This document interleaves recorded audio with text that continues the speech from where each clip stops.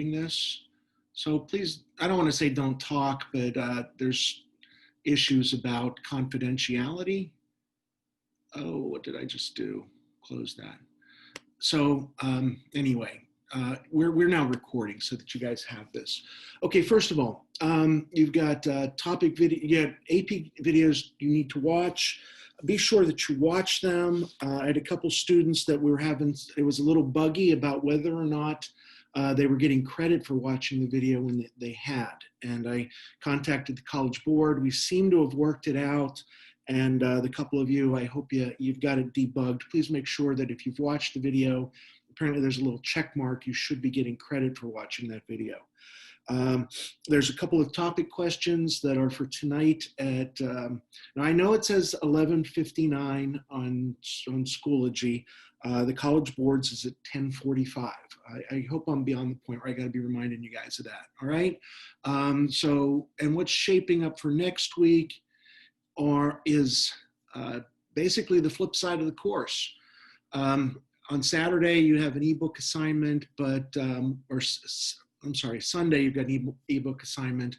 On Monday, the 11th, this will be our last week of the marking period, and you've got 3 sets of topics that consist of, looks like about 7 topic videos. I don't think 6.1 has any topic questions, but there's a couple coming out of 6.2 and 6.3. The other things that you guys are going to need by next week, and here is next week shaping up. There's a couple of documents that you're going to need that I would like you guys to print. You don't have to print them. If you have an online version, that would be fantastic. It's a couple of documents from the College Board. You may not want to print them out because they're a little longish. There we go. And I'll get it, this would be for Wednesday, Thursday, and I'll get into the details of which pages you should prioritize as far as getting ready for. I'll let you know that on Monday or Tuesday. All right. In the meantime, for all intents and purposes, I am now into the integration part of the course. I know that there's some lagging derivative stuff to do, so I want to speak to what's going on in these videos here. The first part of the course was all about, where's my Word document? The first part of the course was about derivatives and rates of change. And where we're moving into now is integration. Integration, the code word that you're integrating is usually some sort of accumulation. Maybe the snow is falling, or maybe the tide is rising, or maybe you're counting how many M&Ms you're eating, or something like that. That's accumulation. And we have an integration process. It's basically the derivatives in reverse. But what I want to go through is before they get into derivative or integration, they're going to give you a series of approximation techniques, which I just want to highlight these real quickly. Basically, let's say we have this certain function that is a rate of change. This vertical axis is going to be some rate of, come on, pen, there you are, a rate of change.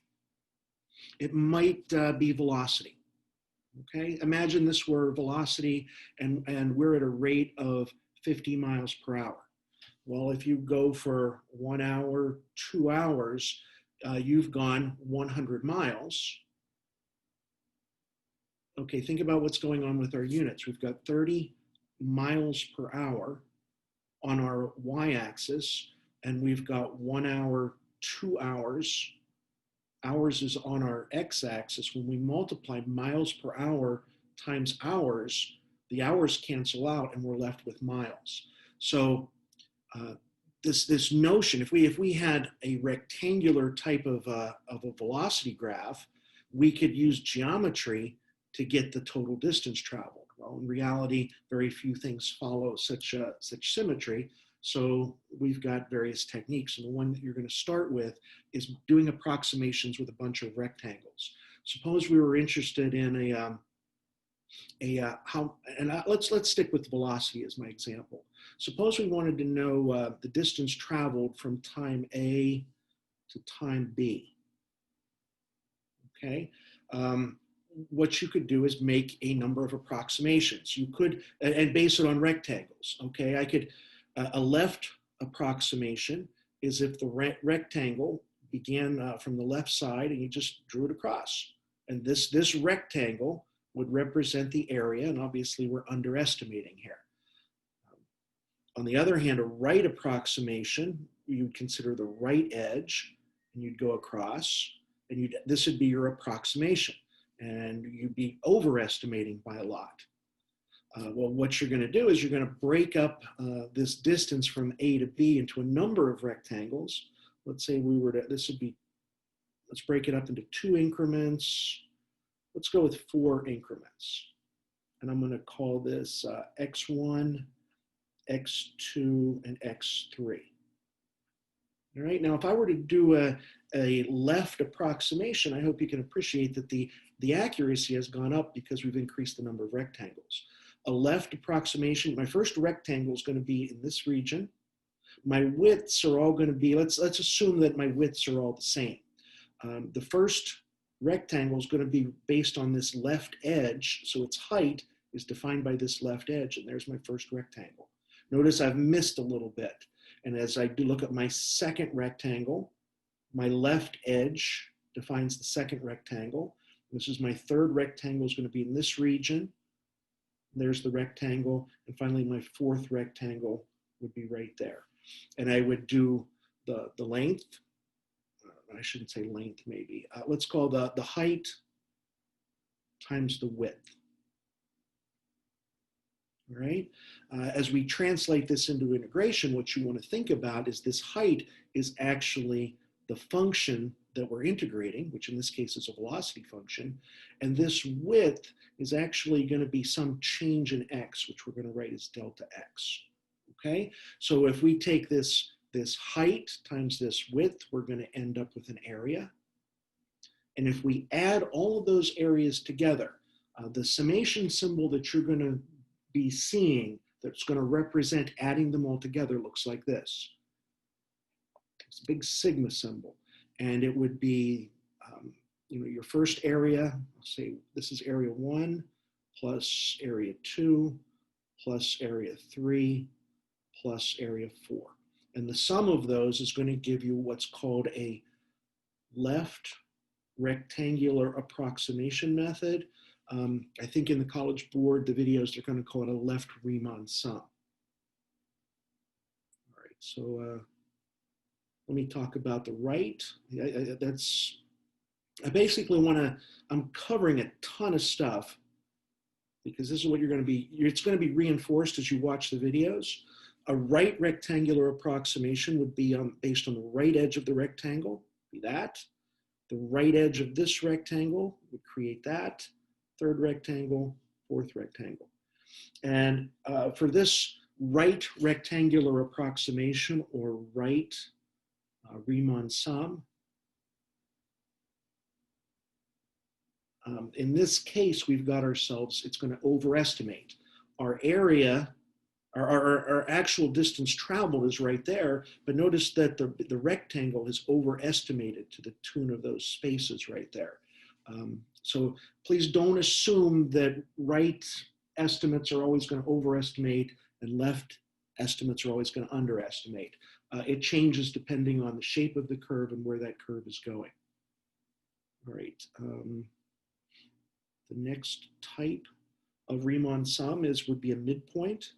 And we're going to make a rectangle, but this time we're going to base our rectangle on where the midpoint of this, if this were to be a distance of delta x, we're going to go to the midpoint, and we're going to let that midpoint's height define our area of a rectangle. Well, it'll define the height, which will define the area. And hopefully you can appreciate that this is going to be a more accurate estimate. If I were to take the midpoint between x1 and x2, okay, here's about that midpoint. I'm going to go up to where the function meets that midpoint.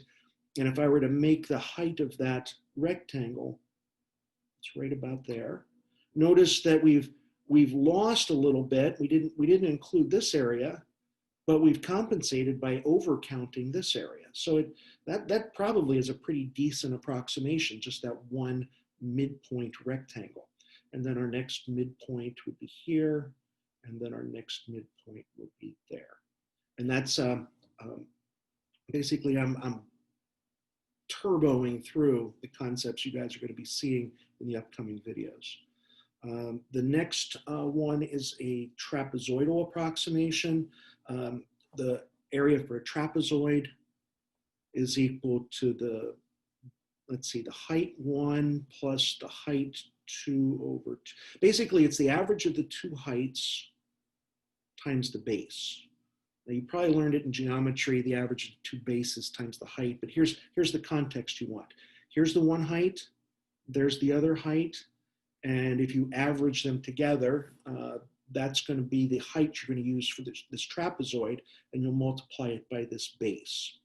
If you connect the endpoints together, you can almost visualize the trapezoid.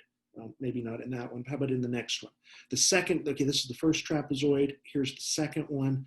Here's our first height. There's our second height. If I connect those heights together, there's our trapezoid. Multiply it by the base.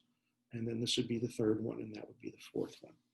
I've watched the videos through topics 1, 2, and 3.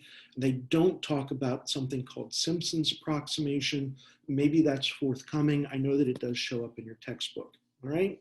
And then this entire compilation of rectangles and summations is all under some category called a Riemann sum.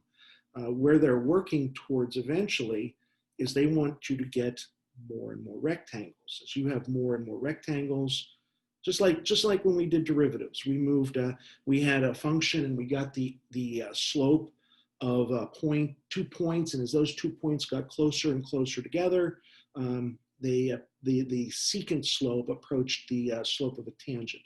And if I'm just drawing a bunch of skinny little rectangles, and you certainly don't want to be doing this manually, but that's the theory behind integration. If you do enough of these, you start to approach the most exact answer. And what we're going to be doing is integration. Let me give you, I'm just going to show you the finish line. This is where we're headed. Get out of this mode. Okay, I've got the, Hannah, welcome. Okay, here is, suppose we wanted this is a function, and suppose this represented velocity.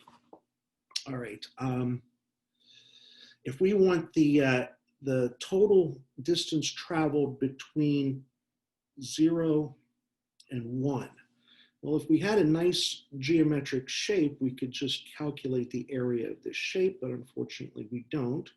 So what the early topics are going to tell you to do is make a bunch of rectangles and approximate it.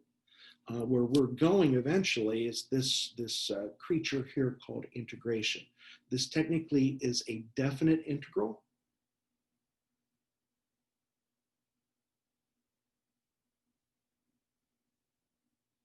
Okay, and here are the parts. I mentioned to you a summation symbol when we were doing the approximations that look like this. This is a sigma. I think this is the Greek letter. I think this is an exaggerated form of the Roman letter. So that little SE thing is a sigma. The letters A and B represent the bounds. Where do you want to start accumulating and where do you want to finish accumulating? So if we're going to start at 0 and go until 1, our setup for this integral would be the integral from 0 to 1. All right, the function that we're integrating is called the integrand, which is 3x squared minus 4x plus 2. And finally, it's not complete unless you define the variable of integration. Which direction are you integrating with respect to? Yeah, I did say which direction, because later on in the course, we will be considering functions whose rectangles are horizontal. So in this case, though, we're looking at, for the time being, we're going to be looking at vertical rectangles. So our variable of integration would be dx. And this would be the calculus way of getting the area under the curve instead of having to do all of these rectangular approximations. So just to sort of show you where we're headed. And frankly, guys, this is what I like doing. I mean, the approximations and the Riemann sums are, I wish I could sell you that they're the greatest things in sliced bread. They are the theoretical foundation of integration, but this is the fun stuff, all right? So to integrate this, I'm just gonna show you basically what we're doing is this is the power rule for derivatives, but in reverse. That if you need it, let's see, here's the general rule is the integral of x to the n is x to the n plus 1 over n plus 1. All right, so the integral of this becomes 3x to the third over 3 minus 4x squared over 2 plus 2x. Okay, and that's the definite integral. And to find out the area, what we're going to do is we're going to evaluate this. And this is what this bar is here on the right side. We're going to evaluate it from 0 to 1. So what you do is you first of all, you take this 1 and you put it into wherever you see an x. I think I wrote a pretty easy one. This ends up being 1 minus 2 plus 2. So it looks like I get an area of 1. Whoa, you wouldn't think it, would you? This weird little shape has an area of exactly 1. Unless I made a mistake, that's what I got. Now, that's the first part. The second thing you got to do is you got to subtract out the lower bound. Well, fortunately, I set the lower bound to 0, but you would put the lower bound into your integral. You put it in wherever you see the x's, and that comes out to 0 minus 0 plus 0, which equals 0. And your evaluation would be this minus that. So you end up with an area equals to 1. All right? Let's see, am I okay on the clock? It seems like the clock has stopped. Hold on, let me check my phone here. I'm seeing it's 11 o'clock right now. Okay. All right, let me finish off by one other item. I think I can erase that whole screen. Okay, the integral from 0 to 1, 3x squared minus 4x plus 2 dx, this is the definite integral.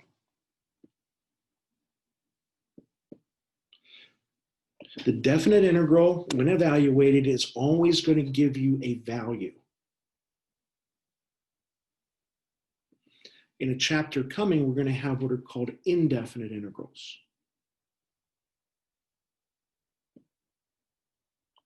The only difference is you don't have any upper or lower bounds. You just have the integral of 3x squared minus 4x plus 2, and then you got to have that variable of integration dx.